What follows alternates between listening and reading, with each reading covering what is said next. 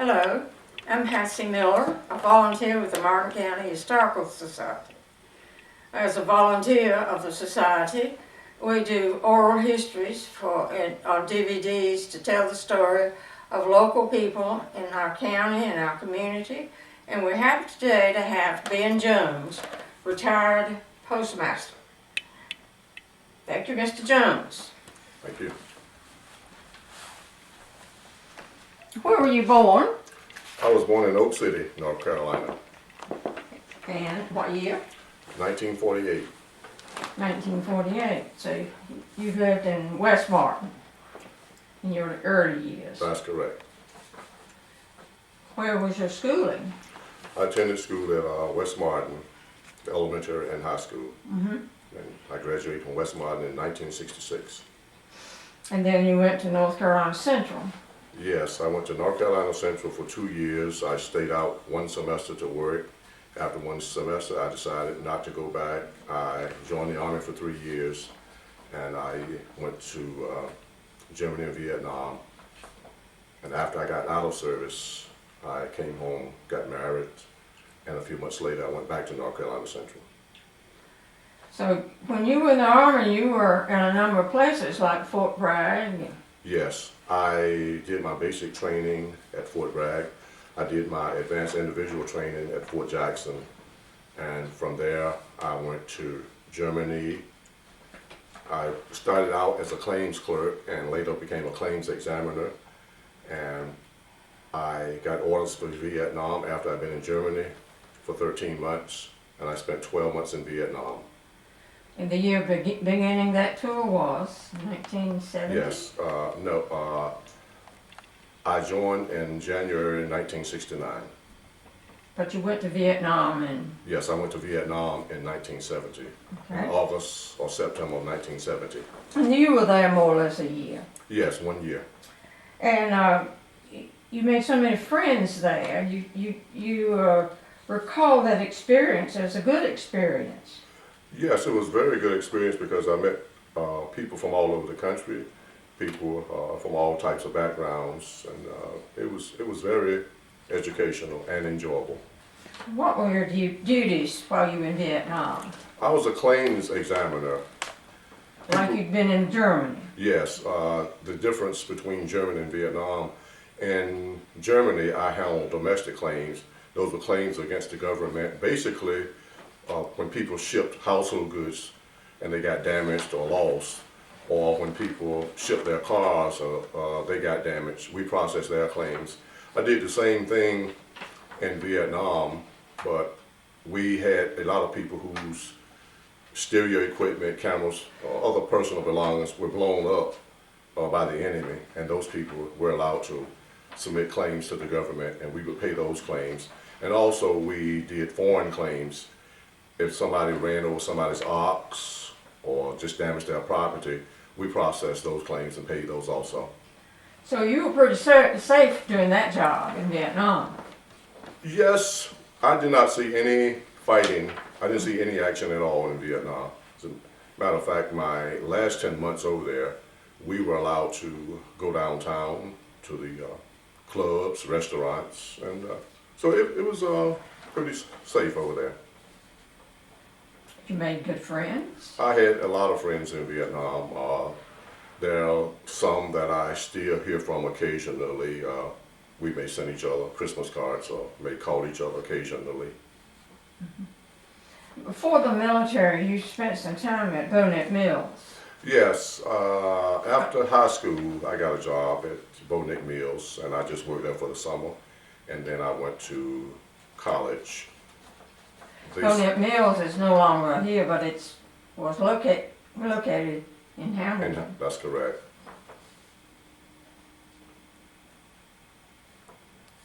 So then you went on to, after that you went on to college. Yes, I went to college, and the semester that I stayed out, I went back to Bonick Mills and worked about 3 months. Then I decided to join the Army. And after the Army, I went back for another 3 months and then decided to go back to college.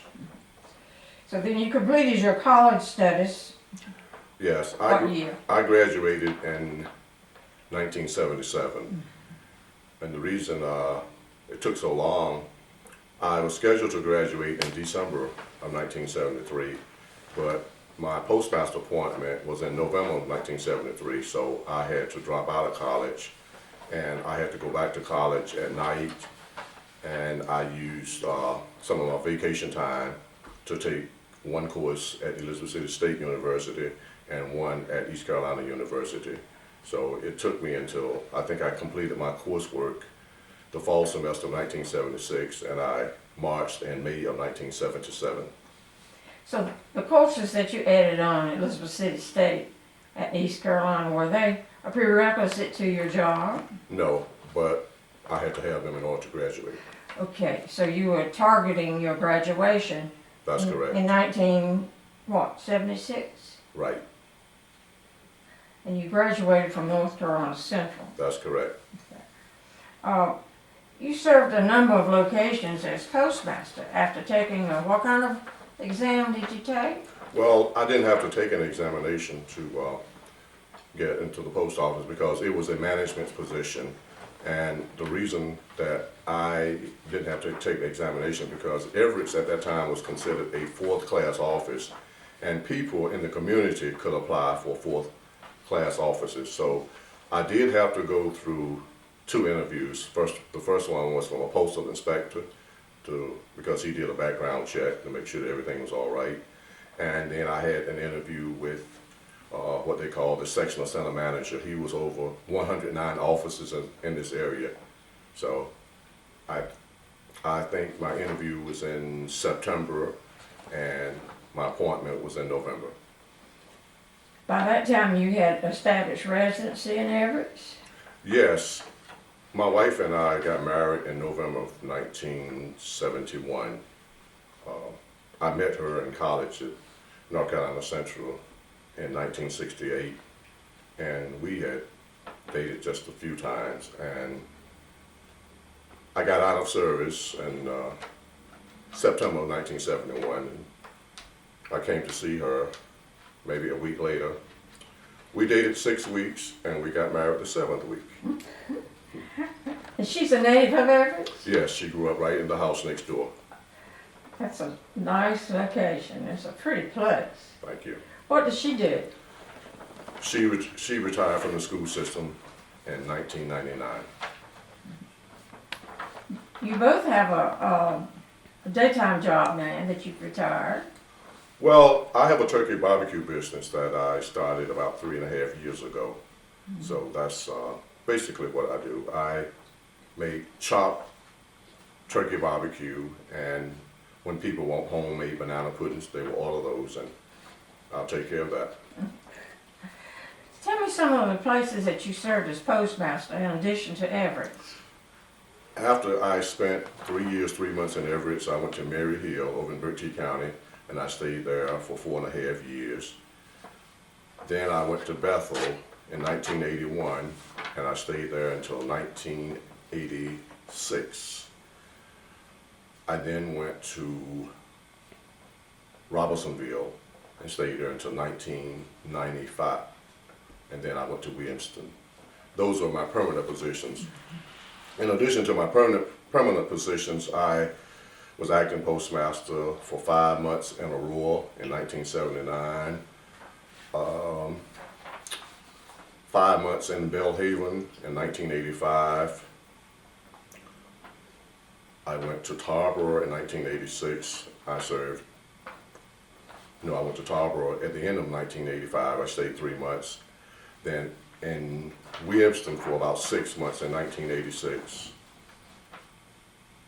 And I think I came back. I went to Edenton in 1992 for about 6 months, and in Goldsboro for 6 months in 1998, I believe it was. Well, did you reside in Everett all that Yes. time? Yes. So you've put a few miles on the road. Well, yes, but when I was in Belhaven, I stayed down there some, and when I was in Goldsboro, I stayed down there some, because it was just too far to drive every night. Right. All this, the civil service exam now required for postmasters? Postmasters, normally people who get postmaster positions now are people who are already in the system. And at some point, they have taken not the civil service exam, the postal exam. Right. So that ended a long and satisfying career. Were you happy doing that job? I was very happy doing that job. I met a lot of friends and I really enjoyed serving the public. I had a very good postal career and I thank God for it. In your early years, you started out as a young fellow in Oak City. Yes. Tell us about your early years, what preschool years. Well, my preschool years, I grew up on Cannon Road, about 4 miles out of Oak City. And I remember when I was in the first grade, I remember all of my teachers. I even remember where I sit in each class, those 12 years. And it was a very pleasant experience. And my second, fourth, and fifth grade, and one of my seventh and eighth grade teachers, they are still living. And I'm in contact with them. And 3 of my high school teachers are still living. You stay in touch with them? Yes. Is Miss Bentley one of those? No. She's an acquaintance of mine. So your background was in the early years, was from a farming family. Yes, my parents were farmers. We lived on my grandmother's farm. And I started working on the farm very early. Working in the fields, picking cucumbers, chopping, getting up 4 o'clock in the morning, taking tobacco out of the barns, and then doing what they call trucking tobacco. And at the age of 13, I started breaking tobacco. And I did that until I went to college. As a matter of fact, the day that I went to North Carolina Central, my parents were working in tobacco. So I didn't even bother to ask them to take me to college. I hired somebody to take me to Robertsonville and put my things on the bus, headed for Durham. Your parents played a strong influence on your life. Yes, I had very good parents. They were very supportive of us. They tried to teach us strong values. And my father died at the age of 71 in 1987. And my mother is still living in the house that I grew up in. And she will, if God blesses her to live until Sunday, she'll be 86. And she's a very good, very strong woman. You had a close-knit family, siblings as well as cousins. Yes, we do have a very close-knit family. And to give you an example, 3 of my brothers and sisters came home from Richmond the weekend. And we got a call yesterday morning about 6:40 that my brother, who lives right across the road from my mother's house, was on fire.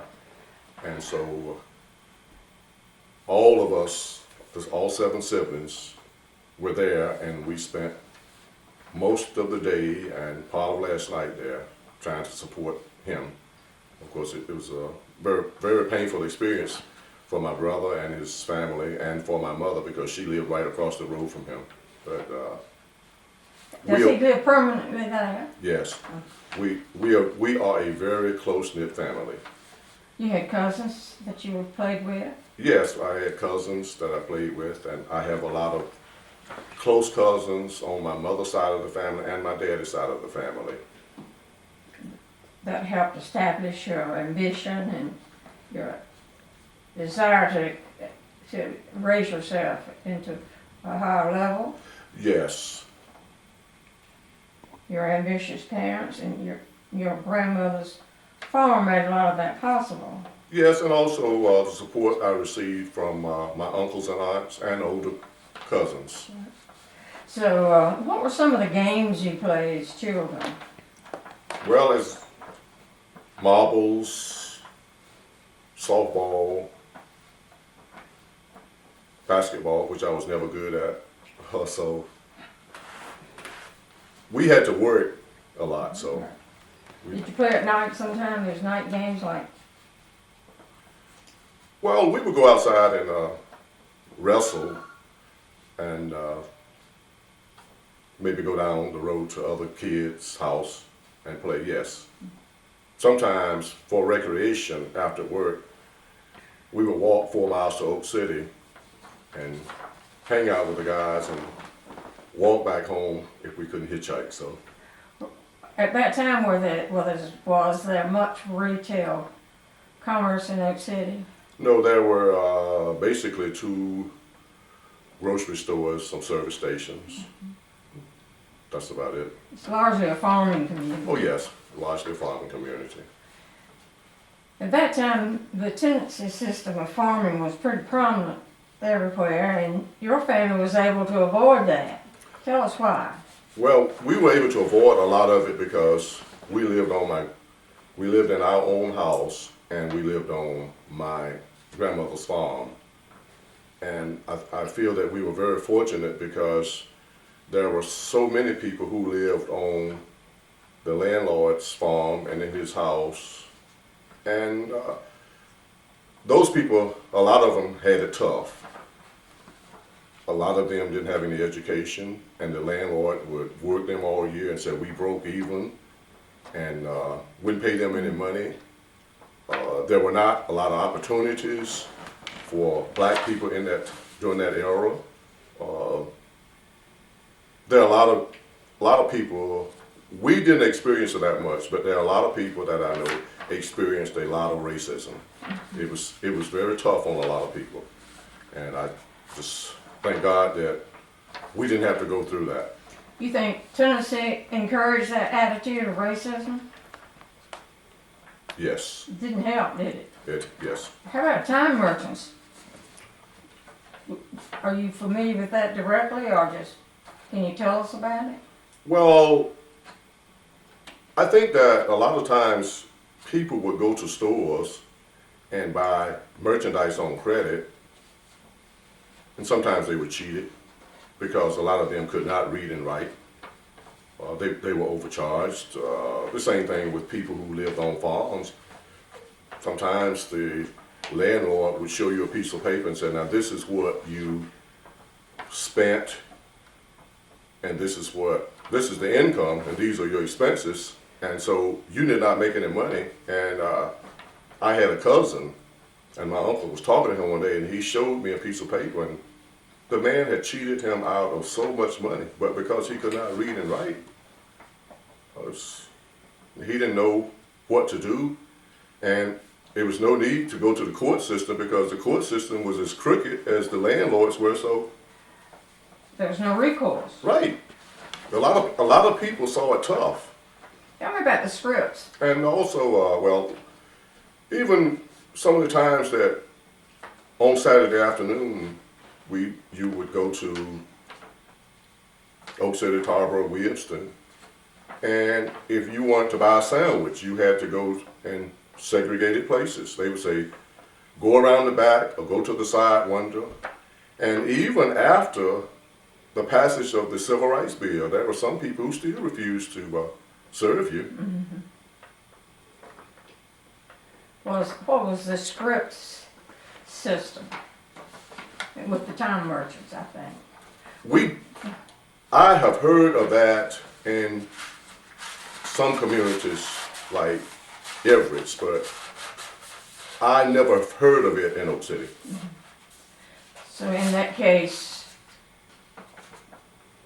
the men that extend the tenant farmers credit wanted them to trade in his store. I have heard that happened in Everetts, but I did not know of that happening in Oak City. It happened in the textile business in the western part of the state. There was a company store. Well, I'm not familiar with that in Oak City. It may have happened, but because, You had no time merchants there. There were in Robinsonville. well, as I said, we lived in our own house and on grandmama's farm, so we didn't have to tolerate that. We had a choice of where we Right. went to buy our groceries and supplies. Well, that's wonderful. What can you tell me about those years since you were postmaster? Well, I just want to add, in 1968, I got involved in a lot of voter registration and community organization in Oak City. And there were a lot of people who were angry with me because there were a lot of, had not been accustomed to a lot of black people participating in the political process. And they considered me a troublemaker. They said everything is working well. Why do you have to come here and stir things up? But I didn't let it stop me. As a matter of fact, I stood on one corner in Oak City one Saturday, and I encouraged 50 people to register and vote. And when it came time to vote, we were passing out sample ballots, and we were trying to get some black people elected, and that made some people very angry with me. Right. Doesn't that still happen today? Yes, but I think this was in the spring, summer, and fall of 1968, Right. and I left for the military in January of 1969. So I Right. think some of the feelings toward me had cooled down by the time I got back.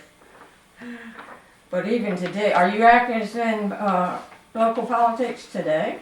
I'm a town commissioner here, and I would say that things have changed some because the first time I ran for town commissioner was in 1978, and of course I lost. There were only 5 people that filed, but the people who were commissioners and the mayor at the time encouraged somebody to write in against me, and I had a very nice white lady who supported me. She told me, she said, the people felt that you did a good job here as postmaster, but they just didn't feel that a black person had any business being commissioner. That's why they didn't vote for you. But years later, I ran again, and I think this is about my 4th term as a commissioner here in Everetts. You remember Pauline Savage? Yes, I do. She was town mayor for a number of years. Yes, she was. I think she was mayor at one point before I went to Mary Hill as postmaster. Was she serving as mayor since you've been on the town board? No, Who's your mayor now? Ray Deans. Deans, he's from Berkeley County. Do you have much of a political turnout when you have local elections? You have a voting place. Yes, it depends. If it's a presidential election, a lot of people turn out. If not, if it's off year for elections, no, you don't have that many people turning out. Pretty difficult everywhere, isn't it? Yes. There's a lot of voter apathy right now. Do you participate actively in the presidential years? Well, I vote. I mean, do you go out and encourage people to vote and support a candidate? I encourage people to vote. I don't encourage people to. I don't give out cards and say, would you vote for this person or that person? And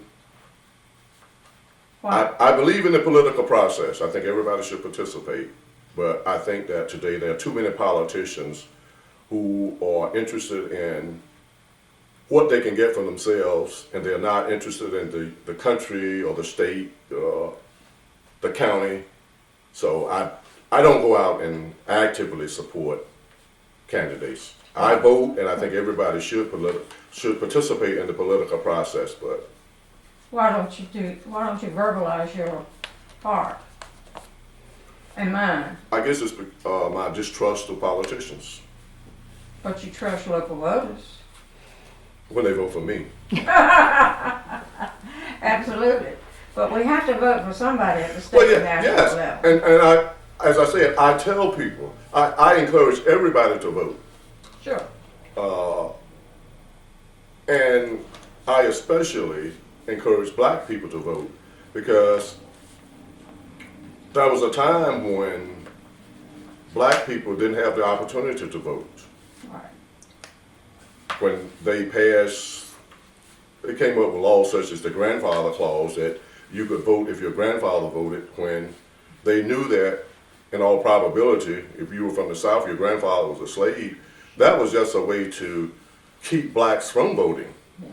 So in 1965, with the passage of the Voting Rights Act, that gave blacks, a lot of blacks who had never had the opportunity to vote, that gave them an opportunity to be involved in the political process.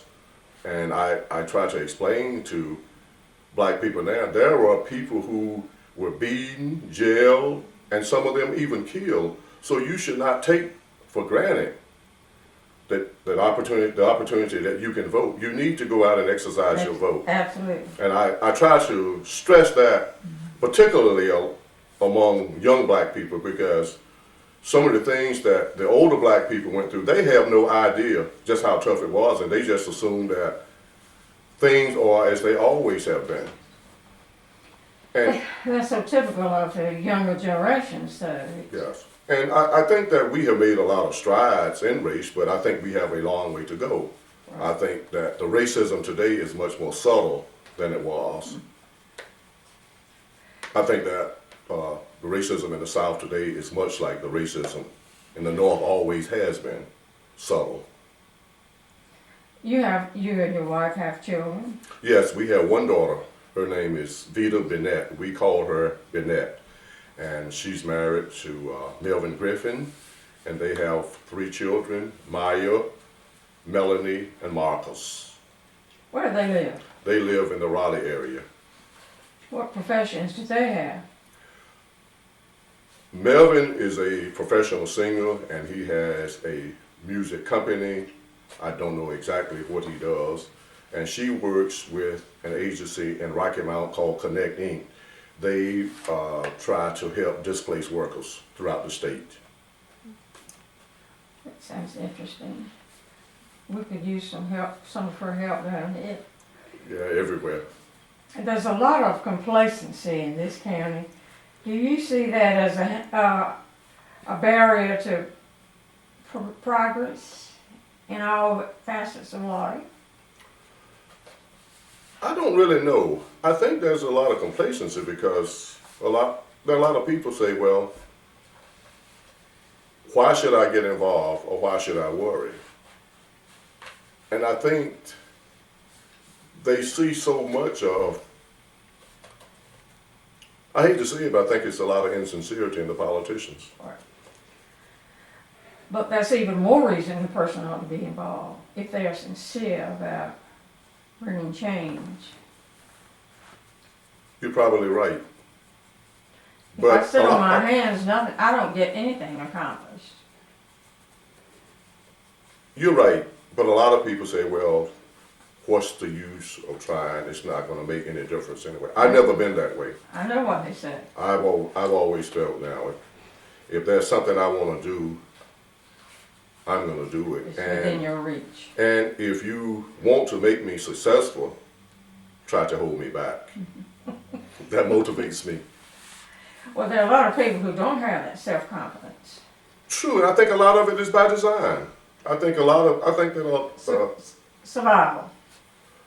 well, I think that a lot of times there are a lot of things that are done, and they're done in such a way as to discourage people. And let me just give you an example. I've learned some things over the years about the accomplishment of black people that it's not in the history books. And my thing is, why is it not in the history books? And I think a lot of the reason it's not in the history books because if you let black people know that they were once slaves and they got out of slavery and they just got regular jobs that they never accomplished much, then they will not be encouraged to go out and try to do things to help themselves. Let me give you an example. I was the first black postmaster, and I was appointed in November of 1973. Well, less than 10 years ago, I learned that there were 34 different black postmasters in the 2nd Congressional District between 1997 and 1998. and that Wilson, New Bern, and Fayetteville had black postmasters prior to 1974.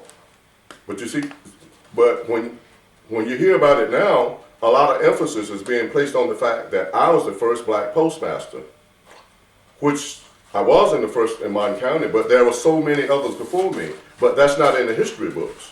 And I think the reason that a lot of that is not in the history books because the powers to be do not want black people to know that we accomplished a lot, and then we will have no incentive Right. to try to accomplish a lot. Right. It's the same thing about politics. Between 1865 and 1900, we had more black politicians in the South than we have now. But people don't know about it. They And don't. the powers to be feel that if they know about it, too many other black people will be encouraged to run for office, and there are still a lot of people that don't want to see any of us in office. That was in my history books about the state government and the federal government being run by black elected officials after the Civil War. What you have to realize is that you went to all-white school. Many of the resources that you had in the white schools, It's different. we did not have. It was probably college when I learned that. It may have been, because we certainly did not have that information when I went to high school. As a matter of fact, speaking of that, after my sophomore year, I got a job, and it was helping to paint schools. And there were so many books and other supplies that I saw in the white schools, I had no idea that these things existed. Sort of raised your ire, didn't it? Yes, it did. Very much so. What did you do about it? Well, I painted. I kept on painting, but I realized, I said, wow, we have really been cheated. And we really were. Right. There were, we got the old books that they had finished with in the white schools. And not only that, at the end of the year, they made us pay for book damage. And I found out that in many instances, white kids were not being charged. They were. And, I don't know about uniformly, but they were. yeah, okay. All right. I would like to invite you to take a look at the resources about the black culture that we have in Martin County at the Francis Manning Library. I did volunteer work there today, and I found a book that was published in 1850. It had, the hardbacks were gone, so we gingerly put it in a file folder. It dealt with the resolution of slavery, and it was published in Raleigh by the state government. And I thought that was an interesting, I didn't take the time to read it because I had other work to do, but it might be of interest to you if you know it's there. Oh yes, it would definitely be of interest to me. And so we have some resources there that might appeal to you. It will. Call me and I'll take you sometime. Thank you, I appreciate that. We're so happy that you were able to meet with us today, Ben Thank you so Jones, much. and it's thank been a you. wonderful story. Thank you so much. We're proud of you. Thank you. Thank you. Oh yeah, Just get something on here. Just go ahead and be informal, talk about it. Yeah, we've been here since I think August of. Anyways, about 3.5 years, and we've been very successful. We sell a lot out of the county. It's all takeout. I sell the turkey barbecue, and I do homemade banana puddings. We were doing some catering, but we don't do any of that anymore, except for maybe a few churches and schools. Jennifer, you're not taking a picture now. I think so. My book is. Just look at it. Yeah, it looks fine. Then I showed you the magazine.